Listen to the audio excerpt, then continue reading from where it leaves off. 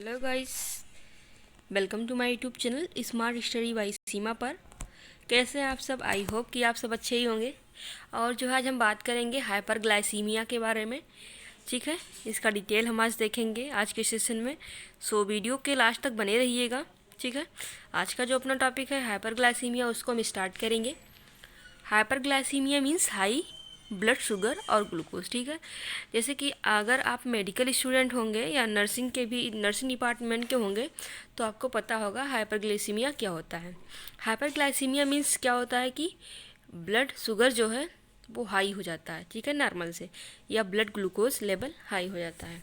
Insulin is a hormones that move glucose into cell to give them energy. जो insulin होता है एक hormones होता है जो कि मूव ग्लूकोज इनटू सेल, जो कि ग्लूकोज में मूव करता है इंसुलिन, और जो सेल्स होती है उसको एनर्जी देता है।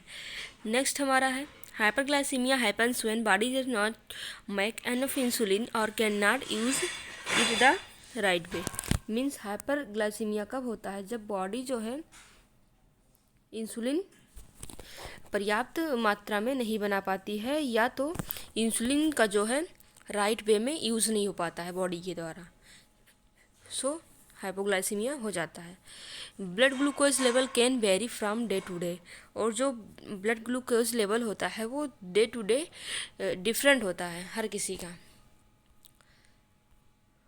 नेक्स्ट हमारा है एन ओकेजनल हाई लेवल यानी above 10 m m o l by litre. ठीक है, per litre is not a problem as long as it return to normal below 8 m mol per litre. ठीक है, with in 12 to 24 hours. In occasional high level मतलब high level किसको बोलते हैं? अगर 10 M mol per litre से ज़्यादा हो जाता है, बट इससे कोई प्रॉब्लम नहीं होती है as long as return to normal. जैसे कि अगर नॉर्मल कितना होता है 8 m mol per litre 12 to 24 our के अंदर। अगर persistently high blood glucose level above 15 m mol per litre, अगर कंटिन्यू जो है लगातार, या मतलब जो ब्लड ग्लूकोज लेवल है वो 15 एम मोल पर लीटर से ज़्यादा होता है तो उसको हाई ब्लड ग्लूकोज लेवल बोलते हैं। और ये 12 से 24 घंटे से जो है ज़्यादा टाइम तक होता है। And can result in the symptom of hyperglycaemia, और इसकी वजह से जो है हाइपरग्लाइसीमिया के सिम्टम्स आ सकते हैं अगर blood glucose level 15 m mol per litre से ज़्यादा है तो 12 से 24 घंटे से ज़्यादा टाइम तक। ठीक है, next cell remove glucose from the blood in response to insulin. जो सेल होता है वो ग्लूकोज को सेल रिमूव ग्लूकोज, जो सेल होता है ग्लूकोज को रिमूव करता है फ्रॉम द ब्लड से in response to insulin. Insulin के रिस्पॉन्स से जो ब्लड होता है वो ग्लूकोज को रिमूव करता है। एंड नेक्स्ट हमारा है if pancreas does not make enough insulin, अगर जो पेनक्रियाज है वो ज़्यादा इंसुलिन या पर्याप्त मात्रा में इंसुलिन नहीं बना पाता है तो क्या होता है? Glucose can not enter the cell, फिर जो ग्लूकोज होता है सेल में इंटर नहीं करता है and remains in the blood, और वो ब्लड में ही रह जाता है। ठीक है, blood glucose level can also get too high if cell are unable to respond to insulin properly. Blood glucose level जो होता है तब भी ज़्यादा हो जाता है जब सेल जो होती हैं वो अनेबल होती हैं, वो मतलब प्रॉपर वर्क नहीं कर पाती हैं, इंसुलिन का जो है रिस्पॉन्ड नहीं कर पाती हैं, इंसुलिन रेसिस्टेंस जिसको बोलते हैं। नेक्स्ट है टाइप ऑफ हाइपरग्लाइसीमिया। सो इसमें क्या है? Complicated hyperglycaemia is life threatening. जो कॉम्प्लिकेटेड हाइपरग्लाइसीमिया जो है ये लाइफ थ्रेटनिंग है। Two type of hyperglycaemia, first one is diabetic ketoacidosis and second one hyper osmolar hyperglycaemic state जिसको बोलते हैं एच एस एंड जो फर्स्ट था वो उसको बोलते हैं डी के ए। ठीक है, सो सबसे पहले डी के ये क्या है इसको देखेंगे। Is a problem that occur in people with diabetes. ये जो प्रॉब्लम होता है DKA वाला मीन्स डायबिटीज कीटोएसिडोसिस वाला, वो होता है मोस्टली किन पीपल्स में, जो डायबिटीज़ वाले पर्सन होते हैं उसमें ये प्रॉब्लम हमें देखने को मिलती है। It occur when the body can not use sugar means जो ये कब होता है DKA, जब बॉडी जो होती है शुगर का यूज़ नहीं कर पाती, यानी ग्लूकोज का यूज़ नहीं कर पाती as a fuel source because there is no insulin और नॉट एनफ इंसुलिन। क्यों नहीं कर पाती है? क्योंकि इंसुलिन नहीं होता है, या तो एनफ पर्याप्त मात्रा में इंसुलिन नहीं होता है, उसकी वजह से जो है बॉडी शुगर को जो है यूज़ नहीं कर पाती है, इंसुलिन ना होने की वजह से। ठीक है। And fat is use for fuel instead. ठीक है। And by product of fat break down, जो फैट प्रोडक्ट होता है ब्रेक डाउन होता है, जिसे हम क्या बोलते हैं, ketones and build up in the body, ये बॉडी में बनने लगती है। नेक्स्ट क्या है HHS, इसको क्या बोलते हैं, hyperglycaemic hyperosmolar syndrome is ये condition of extremely high blood sugar. इसमें क्या होता है HHS में जो ब्लड ग्लूकोज या ब्लड शुगर लेवल जो होता है बहुत ज़्यादा हो जाता है। And extreme lack of water dehydration, इसमें भी वाटर की जो है बहुत ज़्यादा कमी हो जाती है, पेशेंट डिहाइड्रेट हो जाता है। And hyper osmolarity is a condition in which the blood has a high concentration of salt, जिसमें sodium, glucose and other substance that normally cause water to move into the blood stream. Hyper osmolarity एक ऐसी condition है जिसमें कि blood जो होता है उसमें हाई कंसंट्रेशन होता है किसका, साल्ट का, ग्लूकोज का एंड अदर सब्सटेंस, जैसे कि जो नॉर्मली क्या काज करते हैं, water to move in the blood stream. ठीक है। नेक्स्ट है this draw the water out of the body other organs including the brain, sometimes it can cause coma. और ये क्या करता है कि जो वाटर होता है out of the body other organs, मतलब बॉडी से आउट हो जाता है और जैसे अदर ऑर्गन जिसमें कि ब्रेन, और some time it can cause coma. ठीक है। नेक्स्ट है काजेज ऑफ हाइपरग्लाइसीमिया, क्या क्या कारण है हाइपरग्लाइसीमिया के, ब्लड ग्लूकोज लेवल, अब ब्लड ग्लूकोज लेवल जो बहुत हाई है। ठीक है। डायबिटीज़। ठीक है।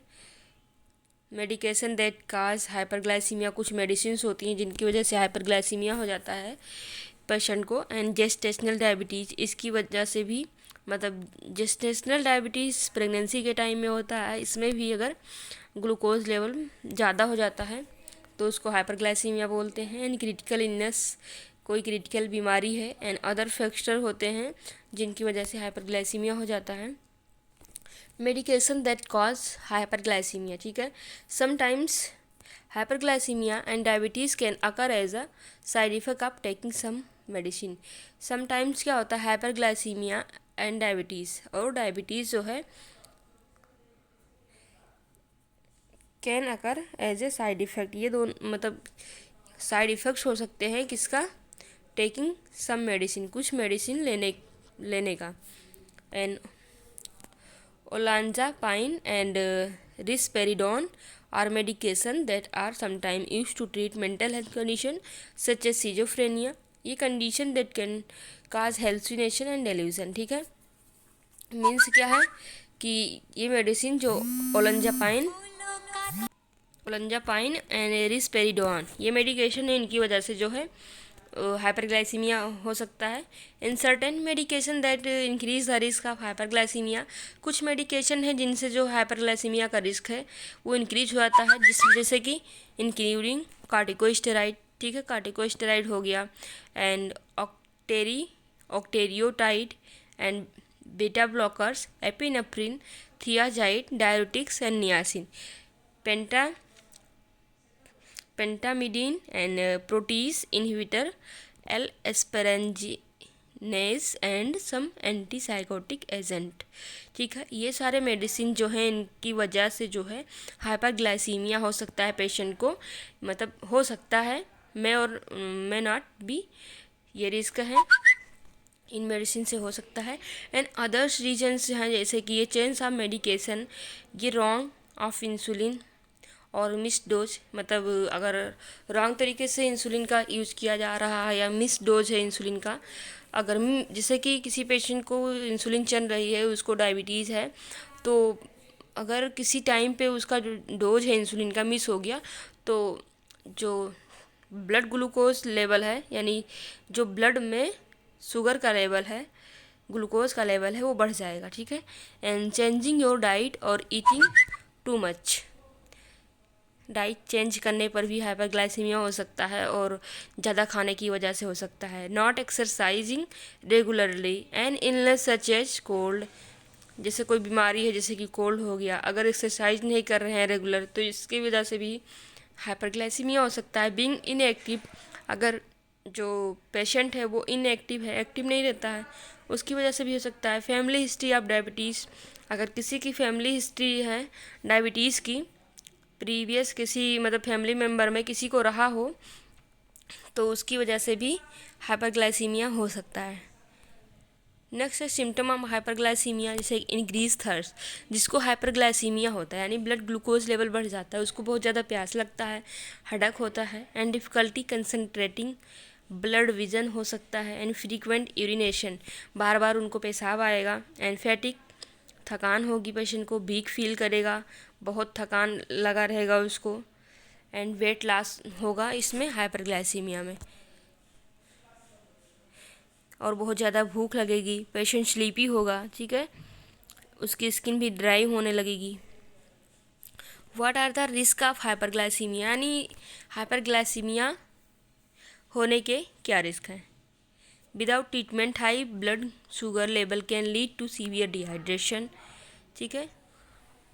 जैसे किसी को हाइपरग्लाइसीमिया है तो उसकी वजह से क्या क्या रिस्क हो सकता है, तो उसको डिहाइड्रेशन हो सकता है, मे गेट ये blood clot in your leg और आर्म, उसके लेग और आर्म में ब्लड क्लॉट हो सकता है, they clot may travel to your heart और brain and can cause life threatening problem such as heart attack और स्ट्रोक। जैसे कि अगर इसके जैसे किसी पेशेंट को हाइपरग्लाइसीमिया है, जैसे कि कोई पेशेंट है उसको उसके लेग और आर्म में क्लॉट हो गया है, और जैसे दे क्लॉट में ट्रैवल, और जो क्लॉट है वो ट्रैवल हो सकता है कहाँ, हार्ट या ब्रेन, जिसकी वजह से हार्ट और ब्रेन में पहुंच जाएगा, तो उसकी वजह से लाइफ थ्रेटनिंग प्रॉब्लम हो सकती है, यानी डेंजरस प्रॉब्लम हो सकती है, जैसे कि हार्ट अटैक आ सकता है, स्ट्रोक हो सकता है पेशेंट को। एंड हाइपरग्लाइसीमिया में काज पेनक्रियाटाइटिस, ठीक है, उसकी वजह से पेनक्रियाज में इन्फ्लामेशन हो जाएगा। And hyperglycaemia can also lead two diabetes, hyperglycaemia की वजह से जो है डायबिटीज हो सकता है। Hyperglycaemia can damage nerve, veins, arteries and organs over time. ठीक है। हाइपरग्लाइसीमिया जो है उसकी वजह से जो नर्व है, वेन है, आर्टरी है और ऑर्गन्स हैं, ये डैमेज हो सकती हैं।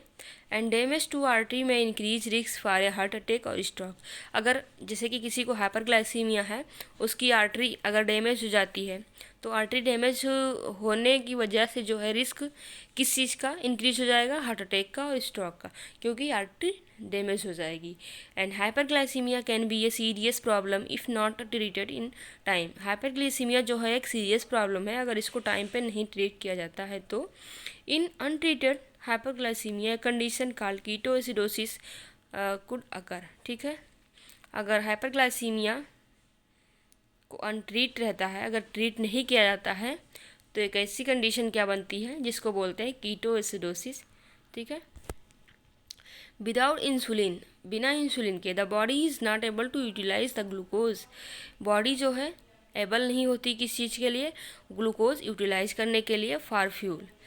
सो the body start to break down fat for energy, तो फिर क्या होता है, जो हमारे बॉडी में फैट होते हैं वो ब्रेक डाउन होने लगते हैं एनर्जी के लिए, क्योंकि जो हमारे ग्लूकोज हैं उनका यूटिलाइजेशन नहीं हो रहा है, क्योंकि ब्लड के अंदर इंसुलिन नहीं है, तो एनर्जी के लिए जो है फैट ब्रेक डाउन होने लगती है, जिसकी वजह से कीटोन बॉडी जो है बढ़ जाती है, जिसे कीटोएसिडोसिस बोलते हैं। Ketoacidosis is a life threatening condition which need immediate treatment. Ketoacidosis जो है एक लाइफ थ्रेटनिंग यानी डेंजरस कंडीशन होती है, जिसमें क्या ज़रूरत होती है, इमीडिएट ट्रीटमेंट की। ठीक है। सो आज का जो टॉपिक था फ्रेंड वो फिनिश हुआ। आई होप कि ये टॉपिक आपको पसंद आया होगा। टॉपिक पसंद आई है तो वीडियो को लाइक कर दीजिएगा, एंड चैनल पर नए हैं तो चैनल को ज़रूर से सब्सक्राइब कर दीजिए और साथ में बेल आइकन को प्रेस कर दीजिए ताकि मेरी आने वाली हर अगली वीडियो का नोटिफिकेशन आप तक आसानी से पहुंच सके। और आपको इस वीडियो के रिगार्डिंग कोई भी डाउट है तो आप कमेंट बॉक्स में कमेंट कर सकते हैं, और कोई भी मतलब आपको वीडियो चाहिए किसी भी टॉपिक से, मेडिकल डिपार्टमेंट से रिलेटेड, तो आप कमेंट बॉक्स में ये भी कर सकते हैं। So thanks for watching friend, मिलते हैं नेक्स्ट वीडियो में, तब तक के लिए बाय बाय, जय हिंद जय भारत।